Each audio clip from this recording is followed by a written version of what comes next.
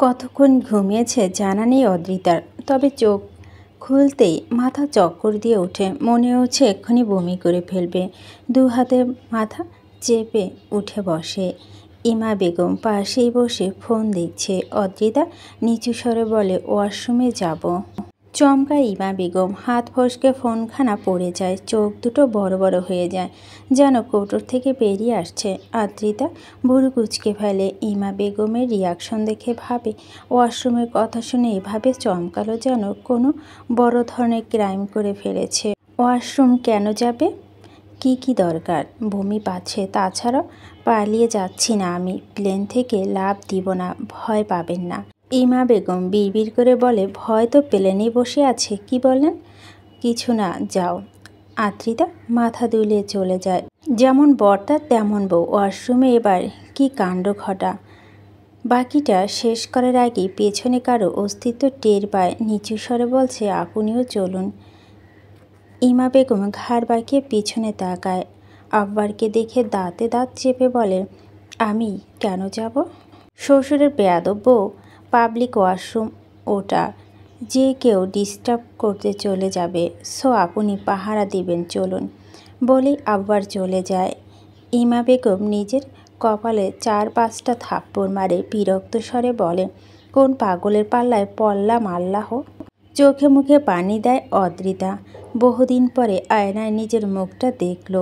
ধবধবে ফর্সা নয় সে, তবে কালোও নয়। মা বলতো তার মুখখানা অনেক মায়া রয়েছে। সেই মায়াবী মুখখানা আজকে বিষণ্ণতায় ঘেরা। 2-3টা পিম্পলে দেখা মিলছে গালে। চোখের নিচে ডার্ক সার্কেল, চুলগুলো উস্কো খুস্কো, সব মিলিয়ে পাগল দেখাচ্ছে তাকে। নিজেকে নিয়ে গবেষণা করার মাঝেই সুমুখর পারফিউমের সুঘ্রাণ নাকে লাগে। বড্ড চেনা ওই পারফিউম, তার থেকে বেশি চেনা ওই পারফিউম ব্যবহারকারী মানুষটা। তার মানে যে মুখখানা দেখার জন্য ছটফট করছে অদ্রিতায়, সেই মুখখানা আশেপাশে রয়েছে। অপেক্ষার অবসান ঘটবে এখনই, দেখতে পাবে তাকে। মুহূর্তে কলিজা কেঁপে ওঠে, শ্বাস প্রশ্বাস বেড়ে যায়, ঠোঁটের কোণে ফুটে ওঠে মিষ্টি হাসি, আর চোখ দুটো চিকচিক করে ওঠে নোনা জলে। পাগলের মতো এদিক ওদিক দৃষ্টি ফিরে খুঁজছে তাকে, কাঙ্ক্ষিত মানুষটিকে। দেখতে না পেয়ে অধৈর্য হয়, কাঁপা কাঁপা স্বরে বলে, আব্বার, আমি জানি আপনি এখানেই আছেন, প্লিজ সামনে আসুন। তখনই অনুভব করে নিজের ঘাড়ে কারো নিঃশ্বাস পড়ছে। পরপরই উষ্ঠ বিচরণ অনুভব করে নিজের কানে। আব্বার তাসনিন শান্ত স্বরে বলে, পাখি। অদ্রিতা পিছনে ঘুরে আব্বারের হাত দিয়ে কিছুটা সময় নিয়ে দেখতে থাকে গম্ভীর মুখখানা, কিন্তু কলিজা ঠান্ডা হচ্ছে না, তাই জড়িয়ে ধরে। তবুও কলিজা ঠান্ডা হচ্ছে না। পাগল শার্টের বোতামগুলো টেনে টেনে খুলতে শুরু করে অদ্রিতা। তারপর নাক ডুবে দেয় প্রশস্ত বুকে। বেশ অনেকটা সময় নিয়ে ঘ্রাণ শুকে সুমুখে পারফিউমের সাথে আব্বারের শরীরে ঘ্রাণ মিলে এক মাতাল করা সুঘ্রাণ, যা পাগল করে তুলছে অদ্রিতাকে। কলিজা ঠান্ডা হচ্ছে এবার। শার্টের কলার ছেড়ে 2 হাতে শক্ত করে জড়িয়ে ধরে। কখনো চুমু খেতে থাকে, তো কখনো মাথা ঘষতে থাকে, যেন ঢুকে যেতে চাচ্ছে বুকের ভিতর। আব্বার অদ্রিতার মাথায় হাত রেখে পাগলামি অনুভব করে বেশ খানিকটা সময় নিয়ে। তারপর নরম স্বরে বলে, রিল্যাক্স পাখি। অদ্রিতা শান্ত হয় না, বরং আরও শক্ত করে জড়িয়ে ধরে। অনুনয় স্বরে বলে, আমাকে আপনার বুকের ভিতর ঢুকিয়ে রাখুন। কেউ নিতে আসলে বলবেন, she is my personal property. আব্বার ঠোঁট বাঁকিয়ে হাসে এবং বলে, হার্টবিট বেড়ে যাচ্ছে আমার, চুমু খাওয়ার ক্রেভিং উঠেছে, কন্ট্রোললেস হয়ে পড়লে ওয়াশরুমে রোমান্স শুরু করে দিব। অদ্রিতা লজ্জা পেয়ে ছেড়ে দেয় না আব্বারকে, বরং ফিসফিস করে বলে, বিচের থেকে ওয়াশরুম অনেক ভালো। আকবর ফোঁস করে শ্বাস টানে। অদ্রিতাকে নিজের থেকে ছাড়িয়ে উষ্ঠজোড়া পুড়ে নেয় নিজের উষ্ঠের ভাঁজে। উষ্ঠ সংঘর্ষ এবং অবাধ্য হাতের বিজন মুহূর্তে অস্থির করে তোলে অদ্রিতাকে। ব্যথায় জর্জরিত হয়ে মৃদু স্বরে ঘুংড়ে ওঠে, একবার ছেড়ে দাও। হাতের উল্টো পিঠে উষ্ঠ মুছে রাগান্বিত স্বরে বলে, কেঁদে কুটে ডাকছিলে কেন? তোমার আ উ শোনার জন্য আমাকে সামলানোর অ্যাবিলিটি নেই। আসছে বিজান ওয়াশরুমে জাজ করতে, ইডিয়েট। অদ্রিতার নিচ উষ্ঠ হাত বুলায়, লাল রঙের রক্ত হাতে লেগে যায়। এমন করেন কেন আমার সাথে? মানুষ মনে হয় না? চোখ বন্ধ করে নিজেকে কন্ট্রোল করার চেষ্টা চালায় আকবর। পরপরই চোখ খুলে জবাব দেয় আকবর তাসনিন বেপরোয়া। তার পার্টনারকে তো একটু বেপরোয়া হতে হবে, তাই না? অদ্রিতা জবাব দেয় না। ডার্ক রোমান্স সহ্য করতে না পারা অবধি আমায় ডাকবে না। কিছু মুভি অ্যান্ড অডিও বুক দিব, সেগুলো বাকিটা শেষ করার আগে আদ্রিতা বলে, এত অবহেলা কেন আকবর? আপনাকে ভালোবাসি বলে? আপনাকে ছাড়া থাকতে পারি না বলে? আবার জবাব দেয় না, শুধু তাকিয়ে থাকে টলমল করা আঁখি পল্লবের পানে। আমাকে মেরে ফেলুন আকবর, তবু অবহেলা করিও না। দূরে সরিয়ে রাখিয়েন না, এক দূরত্ব সইতে পারছি না আমি। সারা জীবন একসঙ্গে থাকার জন্য মাঝে মধ্যে একটু দূরে যেতে হয় পাখি। একদিন সমস্ত অন্ধকার কেটে যাবে, আমাদের কাছে মানুষগুলো শান্তিতে ঘুমিয়ে পড়বে। সেই দিন আকবর আদ্রিতা আবারও এক হবে। এই দূরত্বের সমাপ্তি ঘটবে। ততদিন পর্যন্ত তোমার হাতের ঘড়িটা খুলবে না। আসছি পাখি। ব্যাস ঠিক যেভাবে এসেছিল আকবর তাসনিন সেভাবেই চলে যায়। আদ্রিতা হাঁটু মুড়ে বসে হু হু করে কেঁদে ওঠে। কলিজাটা ছিঁড়ে যাচ্ছে তার। আকবর তাসনিন চলে গেল, আবারও হারিয়ে ফেলল আদ্রিতা। এত কাছে পেয়েও ধরে রাখতে পারল না, এতটা অনুন্নয় করেও আটকাতে পারল না পাষাণ মানবটিকে।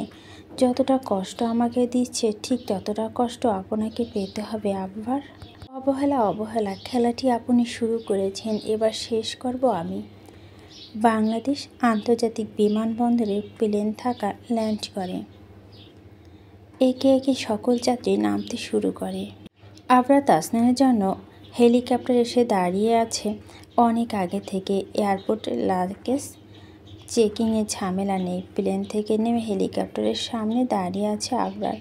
সিয়াম ক্লান্ত, সে হেলিকপ্টারে উঠে পড়েছে ইতিমধ্যেই।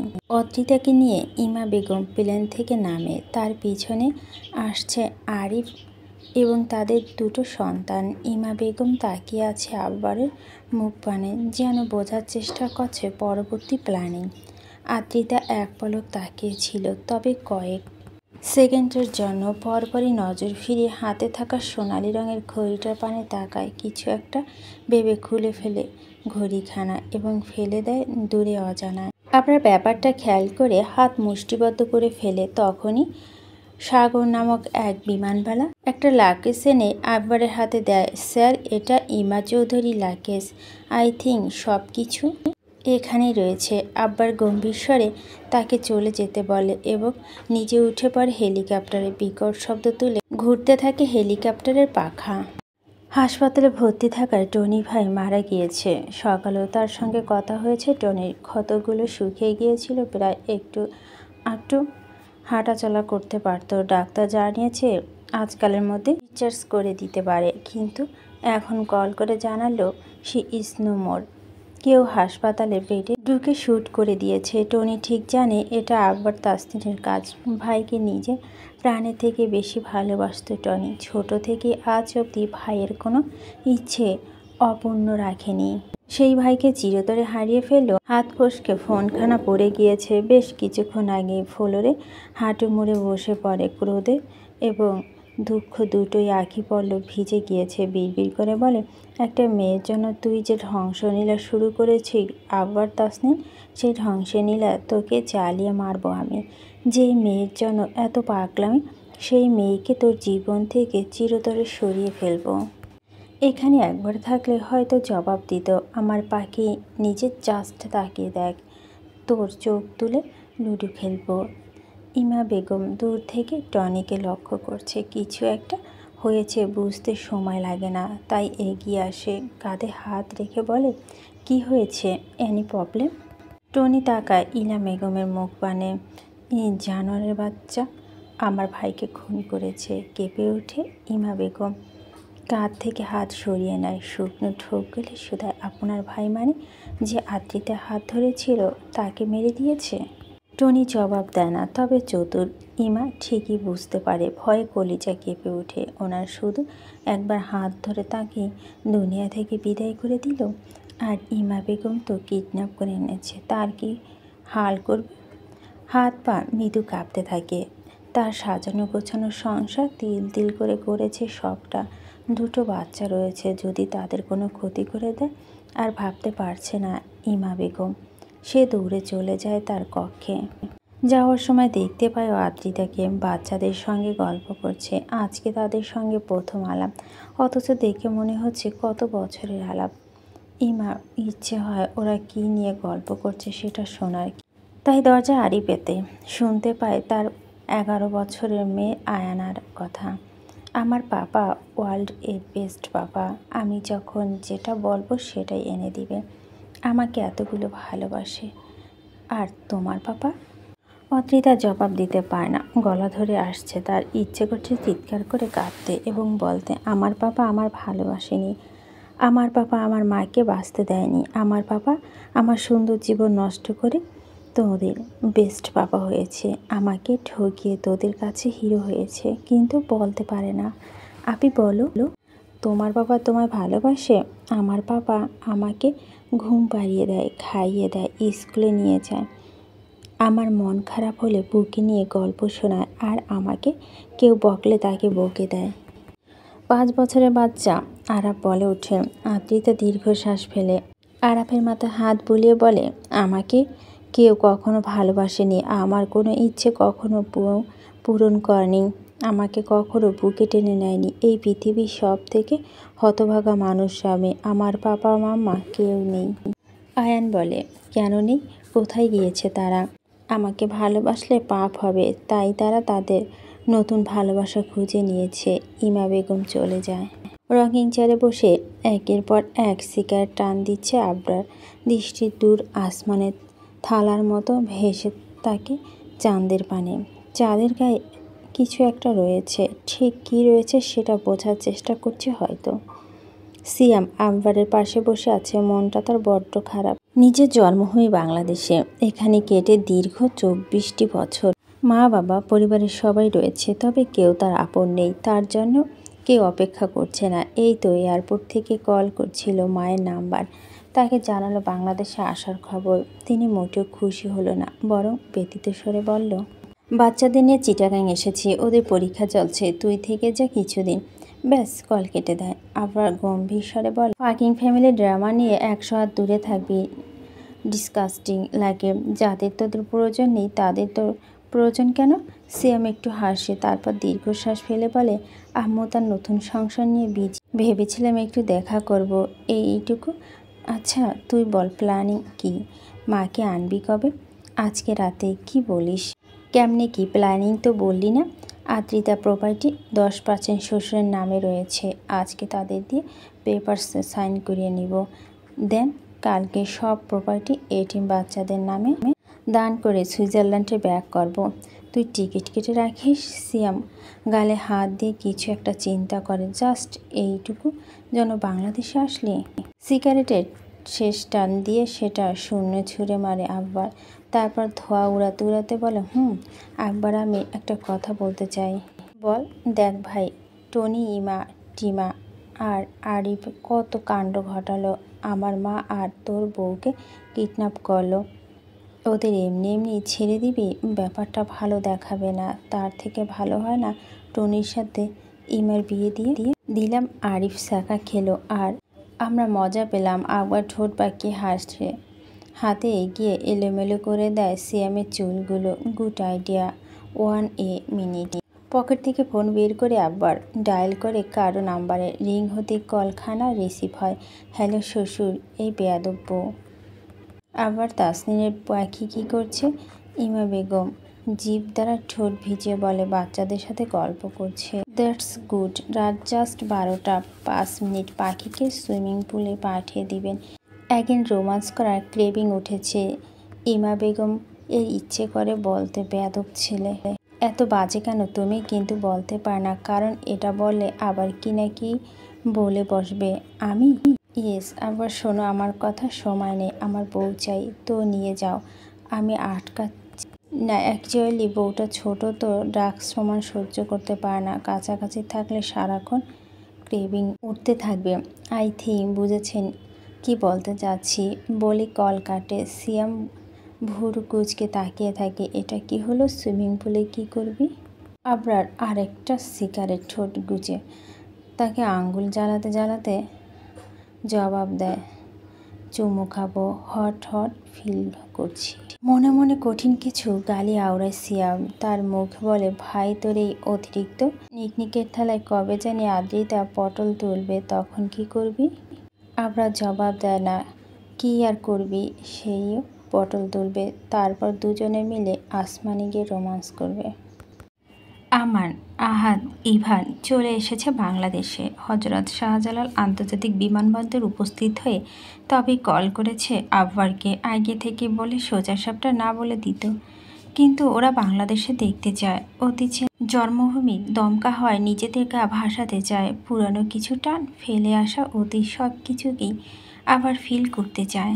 আবার বাংলাদেশে এসেই একটা বাইক এবং একটা BMW কার কিনেছে। বাইকটা বেসিক্যালি তার জন্য, আর কার বন্ধুদের যাতায়াতের সুবিধার্থে। ছোট থেকেই বাইকের প্রতি আলাদা উইকনেস রয়েছে আবরারের। সুইজারল্যান্ডে ও কিনেছিল 2খানা বাইক, বাট কোম্পানি বড় হওয়ার সঙ্গে সঙ্গে আবরার তাসনিন হওয়ার সঙ্গে সঙ্গে বাইকের নেশা কেটে গিয়েছিল। কিনেছে বিভিন্ন নামি দামি কার। চৌধুরী বাড়িতে ওঠা হয়নি আবরারের। কিনেছে একখানা বাংলো, সেখানে বন্ধুদের নিয়ে থাকছে। বাংলাদেশে ওয়েদার আজকে ভীষণ কুল, সারাদিন বৃষ্টি পড়েছে, এখনও গুড়ি গুড়ি বৃষ্টি পড়ছে, দেখতে দারুণ লাগছে। আবার রকিং চেয়ার দখল করে বসে আছে ব্যালকনিতে, হাতে রয়েছে সিগারেট, গভীর মনোযোগ বৃষ্টি বিলাস করছে এবং সিগারেটের ঠোঁটে চেপে ধোঁয়া উড়াচ্ছে। পরনে সাদা রঙের শার্ট এবং কালো জিন্স। সিয়াম আব্বারের পাশে বসে ফোনে মুভি দেখছে। এই মুহূর্তে কোনো দিকেই তার মনোযোগ নেই। সে বছরখানেক আগে দেখেছিল মাই ফল্ট মুভির কাহিনী রোমান্স এবং হিরোইন, সব কিছু রাতে ঘুম হারাম করে দিয়েছিল সিয়ামের। অবশ্যই মুভিখানা আব্বারই সাজেস্ট করেছিল তাকে। সেই মাই ফল্টের সেকেন্ড সিজন ইউ ফল্ট নামে এসেছে। সেটা এতদিন ইউটিউবে অ্যাভেলেবেল ছিল না, বাট কাল রাতে আপলোড হয়েছে একটা চ্যানেল থেকে। সে দেখছে আপাতত। আমান, আহাদ এবং ইভান ঘুমাচ্ছে। অনেকটা পথ জার্নি করে আসার ফলে বড়ই ক্লান্ত ওরা। সিগারেটের শেষে টান দেওয়ার পরে সিয়ামকে খেয়াল করে আবরার। সিগারেটের এর ছোট অংশ শূন্য ফেলে ধোঁয়া উড়িয়ে বলে, কি দেখছিস? ওহ আব্বা, কি কমো, মুভি দেখছি না কি মাখন দেখছি বুঝতে পারছি না। আবার সিয়ামের হাত থেকে ফোনখানা টেনে নেয়। মুভি একটি গভীর অংশ দেখতে পায়। আবার শুকনো ঢোক গিলে ফোঁস শ্বাস টানে। ফোনখানা ছুঁড়ে মারে সিয়ামের মুখ বরাবর, তারপর দাঁড়িয়ে পড়ে। সিয়াম ভুরু কুঁচকে বলে, কোথায় যাচ্ছিস? আবার শার্টের হাতা গোটাতে গোটাতে বলে, রোমান্টিক ওয়েদার, অ্যাডাল্টস গেমস না খেললে জমে? চতুর সিয়াম চট করে ধরে ফেলে আব্বারের কথার মানে। চোখ দুটো চকচক করে ওঠে তার। ফোন বন্ধ করে পকেটে পুরে নেয়। তারপর নিজেও দাঁড়িয়ে পড়ে। ভাই, আমি খেলতে চাই সেই গেম। তো খেল, না করছি বলে আব্বার বড় বড় পা ফেলে চলে যায়। সিয়ামের হাসি মুখখানা চুপসে যায়, ঠোঁট ফেটে বেরিয়ে আসে কঠিন গালি। শালা তুই অ্যাডাল্টস গেমস খেলিস আর লুডো গেম খেলিস, আমি তোর সাথে যাবই, মুক্তি মিলবে না তোর। বৃষ্টিতে ভিজতে দারুণ লাগে আদ্রিতার। যখনই বৃষ্টি পড়বে তখনই তাকে ভিজতে হবে। মা কত বকে, তবুও সে বারণ শোনে না। আজকে মনের আকাশে মেঘ জমেছে, কান্নাগুলো বৃষ্টিতে রূপান্তরিত হয়ে ঝড়ে পড়তে চাইছে। মন বলছে আদ্রিতা নেমে পড়ে বৃষ্টির মধ্যে, ভিজতে ভিজতে কেঁদে নেয় খানিকক্ষণ। আরেক মন বলছে মনে রং লেগেছে তো যে ভিজতে চাচ্ছিস।